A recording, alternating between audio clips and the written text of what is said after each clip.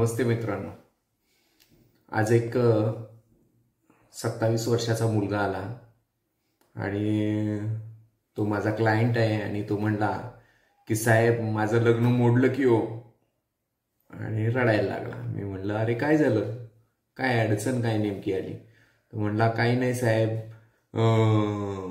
माझ्या बायकोकडच्या लोकांनी माझं पॅन कार्ड मागून घेतलं होतं, मग मी पॅन कार्ड त्यांना दिलं आणि माझं लग्न मोडलं। मी म्हटलं असं कसं?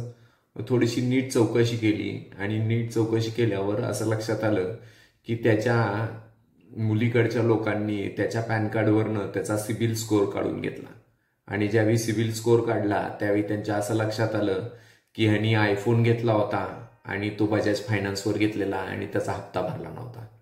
त्यानंतर त्यांनी पर्सनल लोन पण बजाज फायनान्सचं घेतलेलं होतं दुसऱ्याच कुठल्या तरी कामासाठी आणि त्याचेही हप्ते रेग्युलर भरत नव्हता। म्हणजेच काय तर त्यांना असं वाटलं की ह्याचं फायनान्शियल स्टॅबिलिटी नीट नाहीये, हा डिसिप्लिन जीवन जगत नाहीये आणि मग जर याच्याकडे पैसे नीट नसतील तर आपली मुलगी देऊन काय करायचं असा त्यांनी निर्णय घेतला असणार। तर मित्रांनो, हे एक नवीन गोष्ट चालू झाली आहे। अगोदरच मुलींची संख्या कमी आहे, त्यामुळे मुली चूजी होत चालल्यात। मुलींकडचे वधू पक्षाकडची लोक अजून चूजी व्हायला लागली आहेत, म्हणजे ते शोधतायत की चांगलं स्थळ कोणतं, आणि ते शोधण्यासाठी हा नवीन फंडा पण चालू झालाय की तुमचा सिबिल स्कोअर जाणून घेण्याची सुरुवात झाली। यातनं बोध काय घ्यायचा तर खरं तर लग्नासाठीच म्हणून नव्हे तर आपल्या आयुष्यामध्येच प्रत्येक ठिकाणी आपलं फायनान्शियल डिसिप्लिन फार महत्वाचं आहे। आर्थिक साक्षरता फार महत्वाची आहे, कारण आर्थिक साक्षरता असेल तरच फायनान्शियल डिसिप्लिन येणार आणि फायनान्शियल डिसिप्लिन आलं तर ऑटोमॅटिक तुमची लग्न जमतील।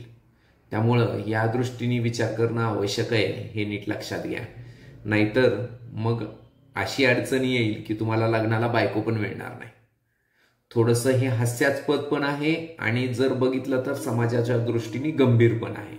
त्यामुळं प्रत्येकाने आर्थिक साक्षरतेकडं गांभीर्याने बघणं आवश्यक आहे असं मला वाटतंय। आणि त्याच्या रिलेटेड तुम्हाला काही हेल्प लागली तर तुम्ही नक्की मला कॉन्टॅक्ट करा, माझ्याशी संपर्क करा। आर्थिक साक्षरतेवर आपण भरपूर काम करत आहोत आणि हा यूट्यूब चॅनल जो आहे याला सबस्क्राईब करा, कारण यातनंही तुम्हाला जवळ बऱ्यापैकी आर्थिक साक्षरतेचं ज्ञान मिळत राहील। थँक्यू।